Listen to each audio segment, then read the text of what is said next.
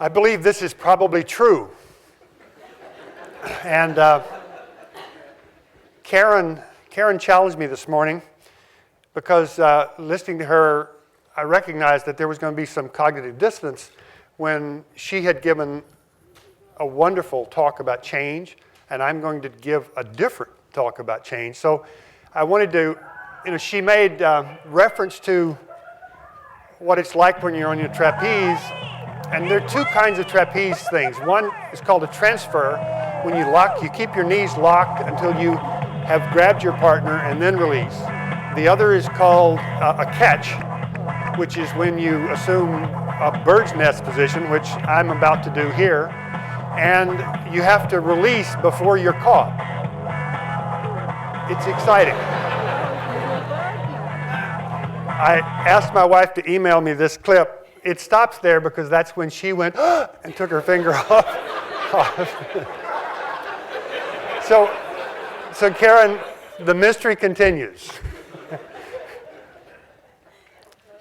I think I've been doing that all my life, and it was exciting.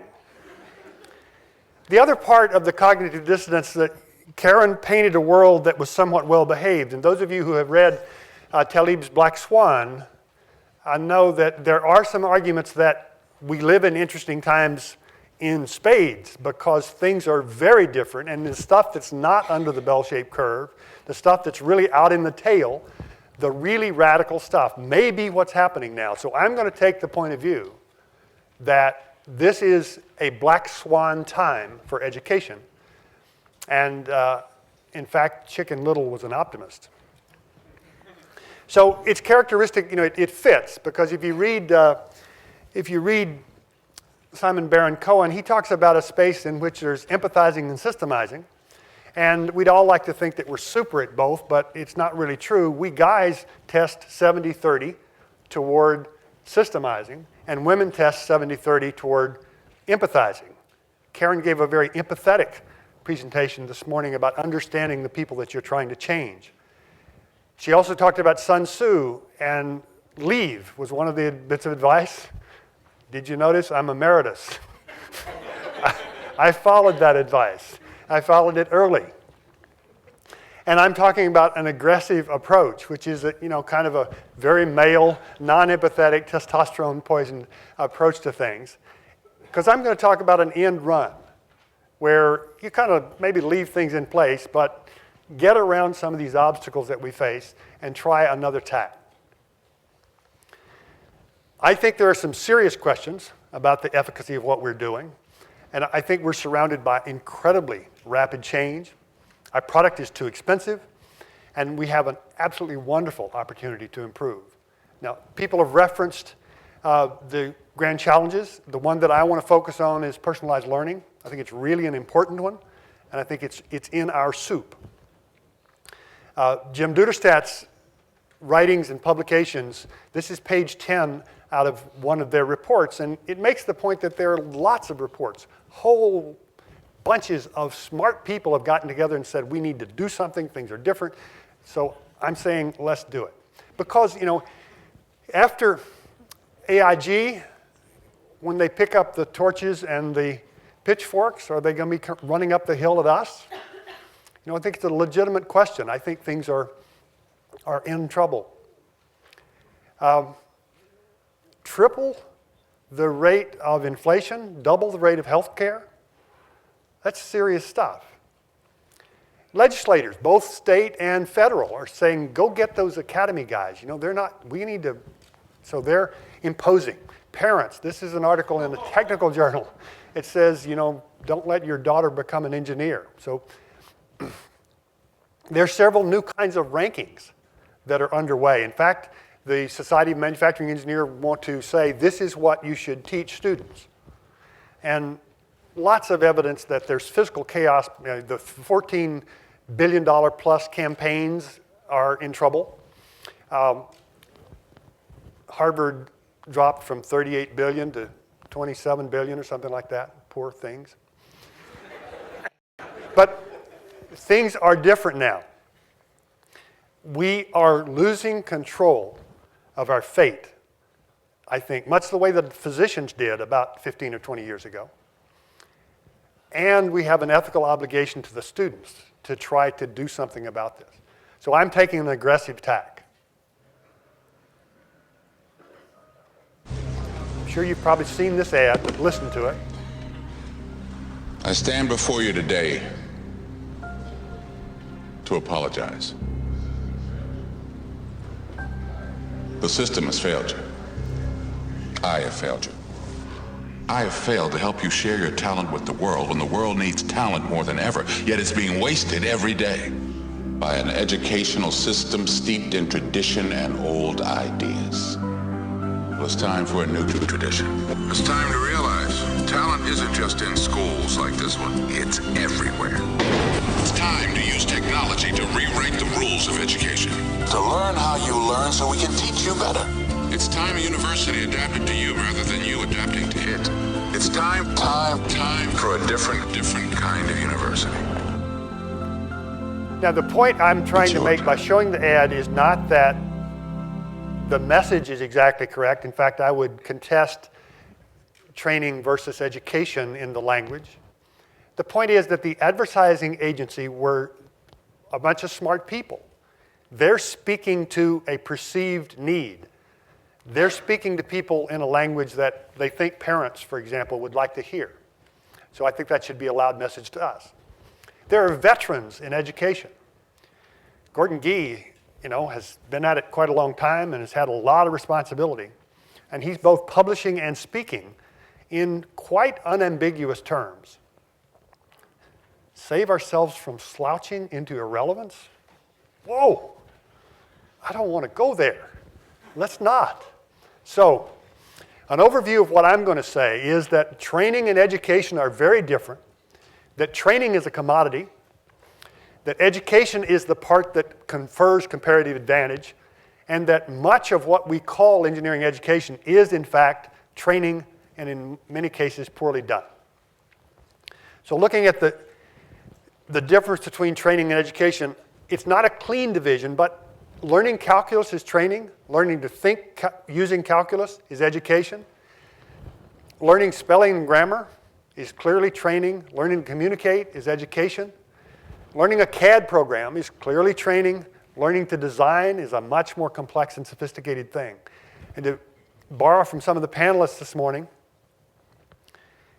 learning the parts in many, many cases is training.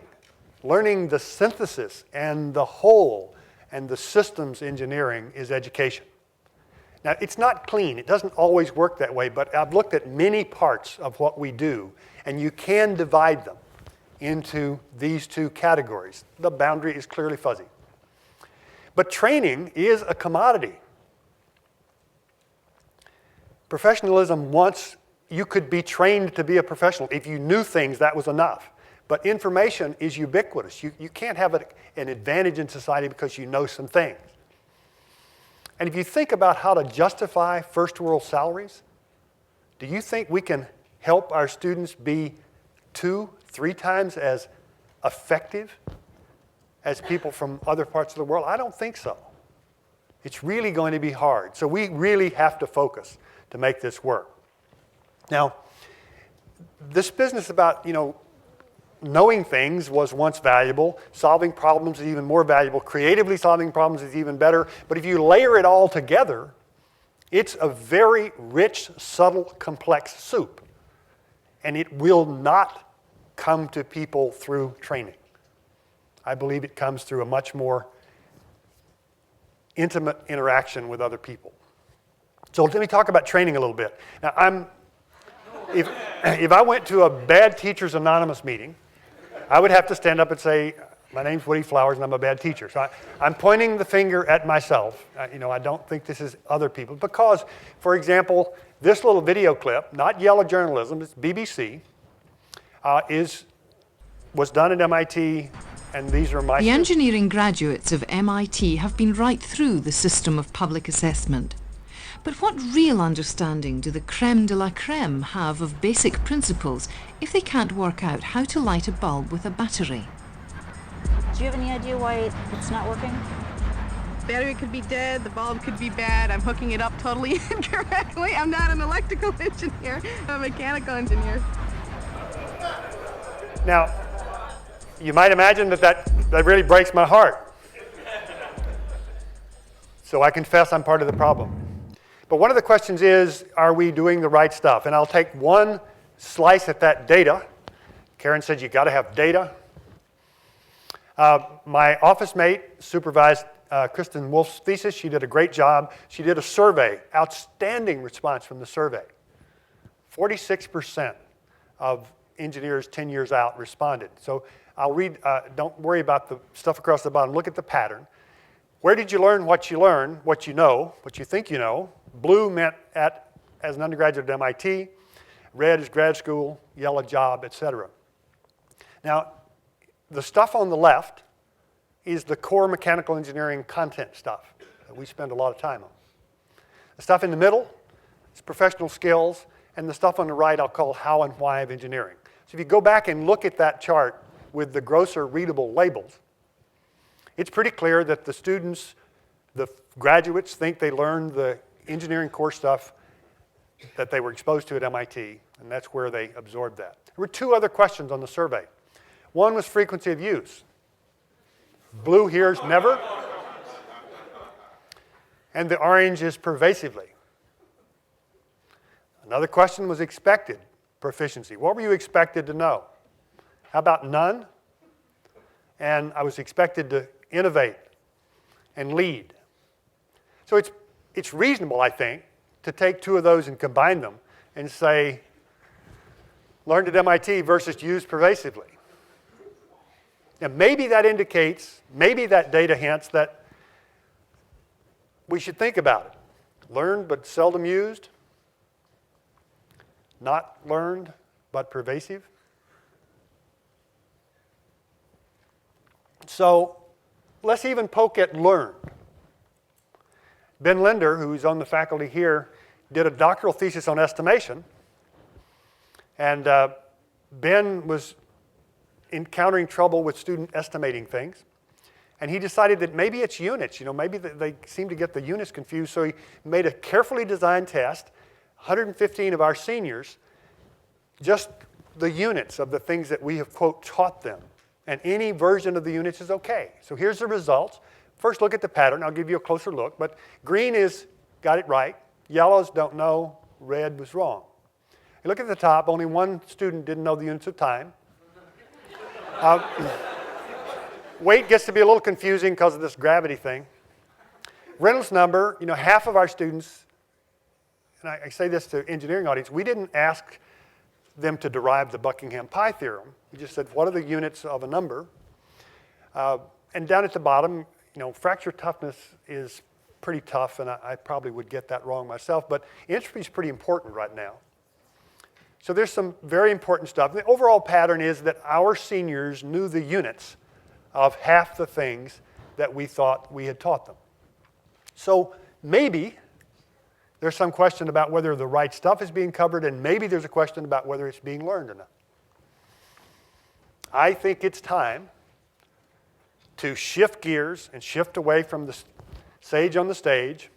Now, we say we do that because it's the most efficient model. But the only way we get by with saying that is because we assume that, quote, they learn what we say. In our effort to cover it all, we bury it, because I think uncovering it is really, really hard.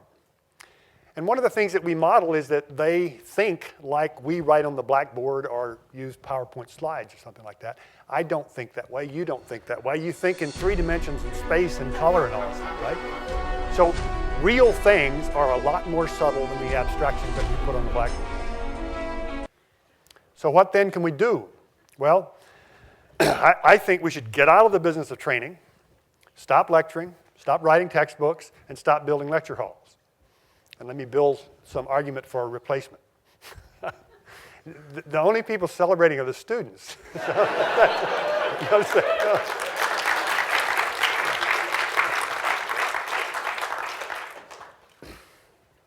I think we should accept, for example, that derivations seldom convey insight. In fact, I believe very much that equations explain only to those who already understand. If you do understand a phenomenon, the derivation and the equation are a beautiful, beautiful, logical Christmas gift with a nice bow at the top. But the Christmas gift is meaningless unless it rests on the foundation of understanding the phenomenon. So I think there are two ways I'm obviously a learn by doing person. I think there are two parts to that. First, understand the phenomenon before we tackle the abstraction. And I'll pick on Ben again because he had a good example in the early days of Olin. He challenged the students to make something that worked like a click beetle. And they were told, go to the campus server and download Working Model 2D and use that to simulate and figure out how this thing's going to work. And so students built things that look kind of like this, laser cut pieces with elastic energy storage. And they did a great job and had a lot of fun. But look at what happened. You know, without a course in mechanics, Mel was able to try 4 different versions of this hopper and see how the length of the tail mattered. Look at what David did. The simulation and the real thing did exactly the same thing. A freshman who learned something, who trained himself to run the software, was able to do things that, for example, I went to a colleague at MIT who is a wonderful man, has published books on mechanics. He's a scholar. He's got multiple appointments in different departments. He's the essence of academic excellence. Can you do this? Can you predict this trajectory? Well, sure. The stuff that we would all say, you know, energy balance. But can you really? No. I believe that with a pencil and piece of paper, you are so crippled compared to what lots of software will now do to help you, that we are missing a great opportunity to do things in the right order. The students who had done the simulations and gone through this exercise, I think, are set up well to start looking at what the symbolic representation, the abstractions are all about in a mechanics course. But if you start with the abstraction first, I don't think it is nearly as accessible. Learning with always, I think, trumps learning from.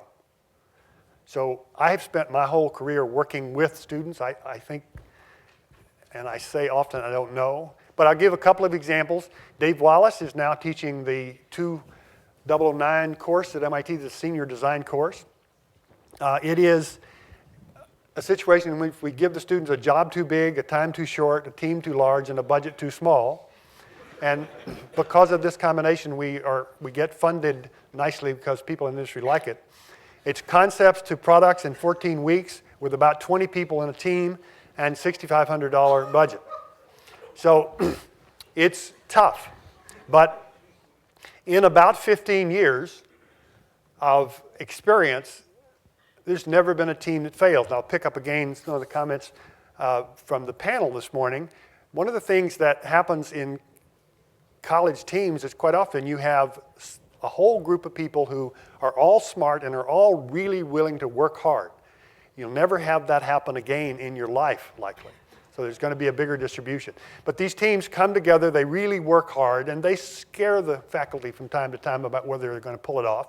But they spend a lot of time in the shop, you get a lot of visceral understanding of what engineering is. They work with the technicians, they work with the faculty, and at the finale, they've always been quite successful. That course, several years ago, Dave had asked the students at the beginning of the course, what do you want to do in your career? Now, there's nothing wrong with management consulting, but when you have seniors in mechanical engineering, you'd like to think maybe that wasn't the most popular option in their mind. So this is the beginning of the semester. Here's the end of the semester. Whoa, what happened? Here's a follow-up 6 months to a year later, reflecting what they actually did. So there's some evidence there that actually doing some engineering might influence your feeling about whether you want to do engineering. So another example that's dear to my heart, when I met Dean some years ago, he had just founded FIRST, and he was ranting, create market pull in education because push doesn't work, and I was screaming, societies get the best of what they celebrate. So together we founded the first robotics competition, and it was patterned after the 270 contest at MIT. Started working with it in 1970. 2007 is now the course title, and it's doing well. Harry West did it for a number of years, Alex Slocum a number of years, and now Dan Fry has taken over, and this is his first year, and it's in process now. But back to FIRST, Maze Craze was the 1992 one, and it was the small robots tethered in a tray of corn. Relatively modest, but very soon we had regionals and a championship, and the championship at Epcot was a really big deal. Disney was a great to work with, but that would only accommodate about 12,000 people, so we had to move on, and now we're in the Georgia Dome. So here's some clips from the rap video of last year to just give you a feel for what is happening. There's several levels, but about 30,000 people come from all over. And the big robots are the big show, and there's 350 of those teams, and they do really kind of amazing stuff. The middle-sized robots are a relatively new program. We hope it's going to catch on and grow like crazy. It's really exciting to watch what happens in the first Lego League, the young kids, and they're much more international than the others. But the most important point is that it's a celebration. You know, we're trying to make sure that the students understand that the stuff that they're doing is certainly as important as March Madness. A lot of the things that society focuses on that are really, in the final analysis, not nearly as important as stuff like this. So that celebration is 3 weeks away. We're right at the end of this year's season. In 270, students accepted the challenge of competing like crazy, but treating each other nicely in the process. And they did that so well, I started calling that gracious professionalism. And it's been part of FIRST. If you go to Google and Google the term gracious professionalism in quotes, almost all of the stuff that you get is about FIRST. If you scan down a little bit and pick up the Urban Dictionary definition of gracious professionalism, it cites that loaning your opponent a part so they don't have to forfeit a match is gracious professionalism. Yes! Robots and gracious together, isn't that wonderful? That happened in the national championship a couple of years ago. And the team that loaned the part lost in the next round. And that was okay. It was part of the FIRST culture. But these kids are very emotional, not because they won the robot competition, but they won the chairman's award. And each of the 3 tiers of FIRST, there is a super award, which essentially means the most exemplary relationship between a team and the community. And a bunch of these kids were from a very, very tough part of Phoenix. And they won the award, and because they'd gone through life-transforming experiences, and they're all going off to college rather than to gangs, things like that. So 3 levels. Big numbers. The point I want to make here is that it's about being with mentors. As Shara mentioned, I'm lucky enough to have my name associated with an award that has to do with, nominations by kids about their mentors. Magic happens when you get students and adults aligned together working on a new problem for both of them. So with apprenticeship, those old notions are really powerful educational notions. Those 500 nominations that have come in for the Woodie Flowers Award this year, if you cannot read them without getting tears in your eyes. Amazing stuff going on between adults and kids, having big transformative things. So I believe with is a really big deal, and I think FIRST is absolutely clear evidence that some of that other stuff, I just explained that in the public's eye, robots and gracious are tied together. If we can do that, we can certainly get engineering and ethics kind of cuddled up against one another. So My argument is use presence, being together, for the education piece, and use other methods for training. So now I want to try to talk to some of the things that the students mentioned this morning, or the graduates mentioned in the panel. Where's the space to do this stuff come from? So first thing is, let's not use the World Wide Web as a remotely operated copy machine. And we're still, as a society, we're still fighting this stuff. This is a review of Kindle 2 in a business technical site. And if you read down in there, it just really frustrates me because this guy ends up saying, I don't know, it's got, the books are sacred and I want the ink to smear on my hands. My opinion is get over it. Just like people said, oh, these compact fluorescent bulbs, they flicker a little bit and they don't give me the same color light, but they save 3 times the energy. Let's just get over it. In the morning, I can open up my laptop and I think newspapers are essentially dead, and I can look at the Drudge Report right behind the Huffington Post. I can get the radical conservative and the radical liberal view of all this stuff. And nobody had to kill any trees. Nobody had to drive a car to my driveway. It all just happens very smoothly and easily. So if you want to read some stuff that I wrote about in 2004 about this proposal, if you Google my name and new media's impact, you can get a PDF of a chapter for a book that was published by the Forum on the Future of Higher Education. A more current book, Clay Christensen argues that the shift is inevitable. Like Bethlehem steel fell to mini mills, like cable diggers fell to hydraulics, like floppy disks fell to other kind of memories in computers. It's all going to happen. And this book is just full of data about the viability of other modes of training. But Clay, in applying his innovator's dilemma argument, says it's going to happen relatively slowly. I hope he's wrong. I hope it happens much more quickly. Because right now, even law schools are shifting. Students are essentially refusing to buy textbooks. Calculus books cost $100 plus. Biology books cost around $200. And we have now both Kindle and Sony readers that are quite good. Netbooks are just cropping up all over the place. OLED screens. There's at least one television. They're going to become less expensive. In my pocket, my iPhone's down there, but it's an amazing number of things in my pocket. Cloud computing, I assume that I'm always able to be connected. I can talk to my iPhone.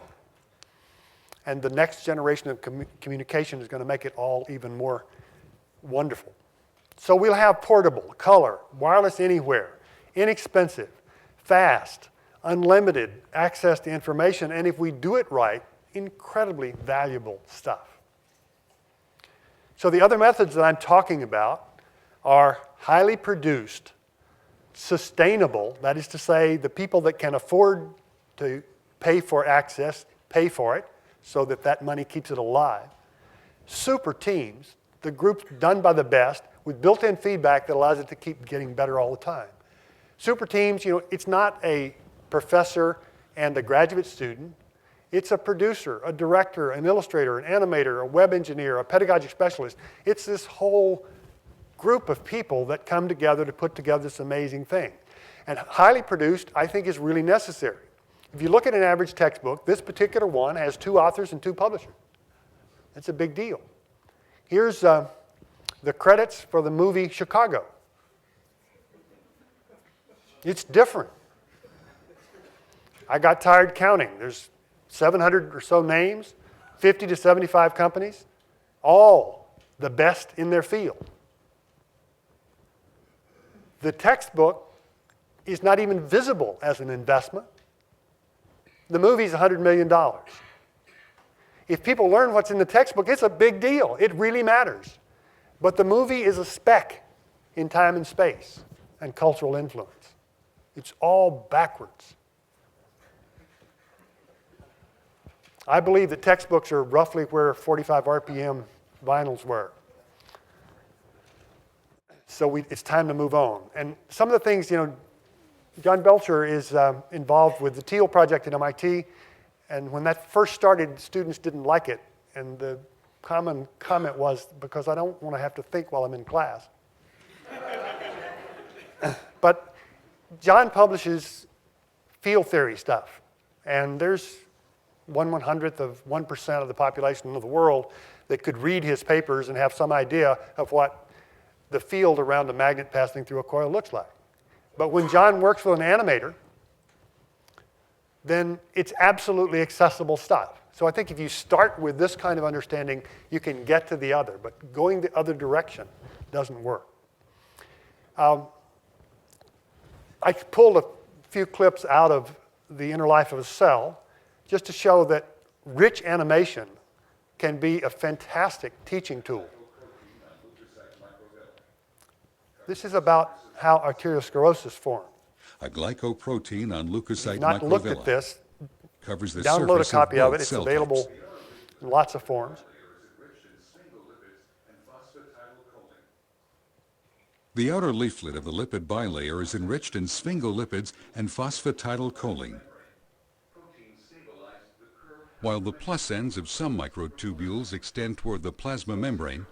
Proteins stabilize the curved conformation of Imagine protofilaments illustrating from other this microtubules, without this animation. causing their rapid plus end depolymerization. Microtubules provide tracks along which membrane-bound vesicles travel to and from the plasma membrane. I've got those in my body. The directional movement of these cargo vesicles Amazing. is due to So a family of this was an motor expensive proteins project, but that's linking fine. vesicles It should to be. microtubules. It cost millions to come to understand that stuff. Why not spend the money to make sure that people can understand it? So use automation. Make it interactive. Make it with continuous updates so you don't have out-of-date things that students are using for learning. And close the loop. So you're always looking at how much time someone spent on a particular illustration or an animation and how well they do on the quiz that comes later. Because you'd have automatic quiz grading, automatic homework grading. And you could compare one group to another group if you chose to do that. Imagine that what this would be like as a research platform for learning. For example, I frighten my colleagues sometimes by saying, look, let's stop giving finals. Let's just say some random time in the following semester, let's get an email message that says, here's your final. I mean, if you really want to know what people have learned, why do you telegraph when you're going to ask them? So you could do continuous testing. And a lot of cognitive psychologists have learned that you test here, and then you test here, and then you test here. And if you get through those 3 different times, then you do, in fact, know the stuff. You have retained it. So why don't we do something like that? You let people move at whatever rate they want. We could really learn a lot. If you had a few 100,000 users, think about what we could do. So for the first time in human history, literally for the first time in human history, we could have compound growth, exponential growth in the quality of training materials.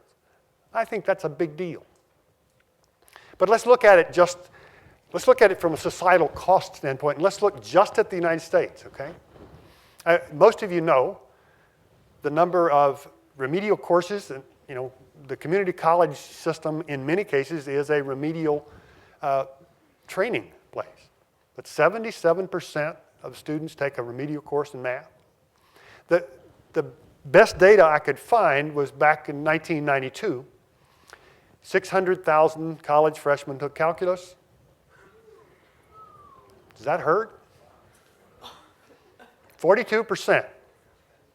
Now, if you take any reasonable slice of data and you say, all right, I'm going to average public and private universities, $2,000 per course per student is very conservative. So that's $500 million in cost to society. I'm not going to argue that you could make all those failures go away, but I really, really believe you could cut them in half or do better. So the benefit to society of, say, replacing classical differential equations and calculus stuff with a more advanced version of that and smearing it back into high school or in either direction, I think would be enormous. Let's do the business model from the other side and say, I'm going to take $50 million to do this one thing. And I'm going to imagine that I want my money back in 10 years, and I'm going to assume a discount rate is not an issue because right now, who knows what you would call a discount rate. But let's get $10 million out every year, and let's have an operating expense of $10 million to make sure that you had a good group of people that are running it and continuously improving it. So if you had 200,000 users, then you could make that business plan work. And I don't think that is an unreasonable goal. And if you had that platform built, then you could layer on this 700,000 engineering group. And the fact that we share lots of training opportunities with lots of other parts of education means that I think the business model could be really quite enormous. So once you get started, you can start adding other things. I think thermodynamics would be a shoo-in. Private example there, I took 2 courses of undergraduate thermodynamics at Louisiana Tech, and it was all power plant thermodynamics. My wife and I read Brian Greene's Elegant Universe together, and I think after the chapter on entropy in that book, she understood entropy better than I had after 2 courses in undergraduate thermodynamics years before. Because there's some other ways to do the stuff. So, who's going to do it? I think it is shovel ready. Now, we're spending big money now on lots of things. How do we get started? Well, it'd be nice to have endorsements from some national organizations, some professional organizations, maybe 3 college presidents that are big famous schools, maybe 3 college presidents that come from schools that have some special expertise or interest in doing this, and maybe Google or Apple or Microsoft, some other group of folks. And a 501(c)(3) off to the side, so there is a vehicle in which this could happen. And say they put in $2 million apiece, $10 million to kind of make the backbone right, really do the foundation planning so that it makes sense. Maybe calculus and differential equation are 2 of the modules that you do in a matrix. And then strategic benchmarks. I think in a few years you'd really know what was happening. Imagine that it was built so that there was an app store so that other people could plug into it, but we invest heavily in making sure that the core is there and it is versatile and you can add in social interaction pieces and all the other things that you'd like to do. But make sure it's the highest quality of anything that's done, because it's important. So I think the world's text could evolve out of this, and I think that is a powerful cultural tool, probably as important as religion. If that happened, then we could address this other stuff that we've been talking about. Every time we talk about changing the curriculum, we get into this fight over the space, the boxes. Let's take some of the training stuff and export it to somewhere else and free up time to spend time together on the education piece. And I believe that'll put us in, Dudersat and company are making a very eloquent argument about changing engineering education in a way that makes it a real profession. I believe it can be or is virtually the liberal education of the 21st century, because the classical liberal education was all about people. And if I made the people dot as small as it should be, it would not be visible. The universe is the big thing. Nature, knowing about the universe, is much more important than knowing about people. But liberal education has previously been defined by knowing about people. So let's at least imagine that it shifts over and you have people that understand themselves and society as well as a lot about the universe. And I think that's what engineering can be. Because it's very clear that non-zero sum games are the only games in town. We can't play the I got it and they lost it game anymore. We have to do win-wins. And I think being a liberally educated, as I just defined, person makes you and puts you in a much better position to do that. I wrote the forward to Caroline Whitbeck's book on engineering ethics. It's a great book. And this was the first line. I really believe that the survival of the profession means attention to lots of things that are not in our core curricula right now. Thank you.